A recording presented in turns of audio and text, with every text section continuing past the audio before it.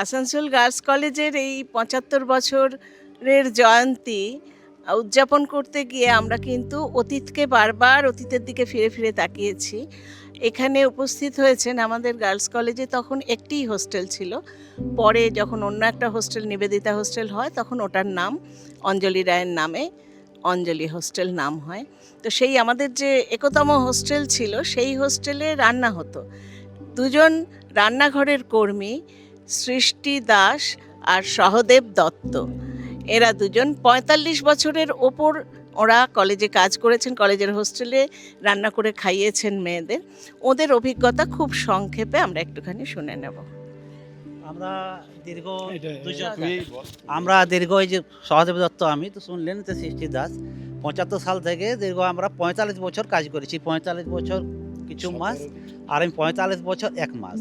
এটা আমাদের এখন কর্মজীবন। যদি বলেন এটাও কি সম্ভব, কিন্তু আমরা ৭৫ সাল থেকে মানে ৮০ সাল পর্যন্ত আমরা একদম ক্যাজুয়ালি ছিলাম। আমরা ৮১ সাল থেকে আমরা স্থায়ীভাবে এখানে কর্মচারী হই।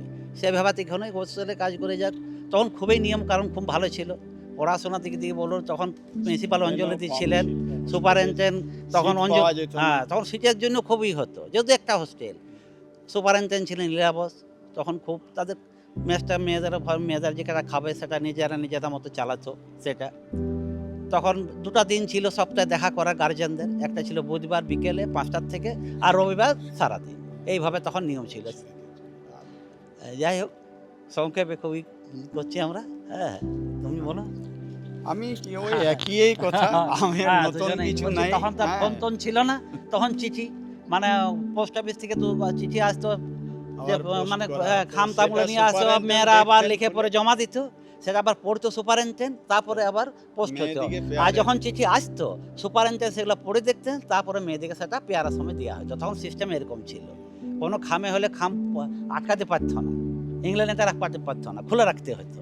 সেইবার পড়তেন, তারপরে কিন্তু তখন ওগুলো পোস্ট হতো। আর আসার সময় সেম, আগে সুপারিনটেন্ডেন্ট পড়ে দেখবে বা মেট্রনে, তারপরে মেয়েদিকে দেওয়া হতো। এইরকম সিস্টেম ছিল তখন। তারপর যখন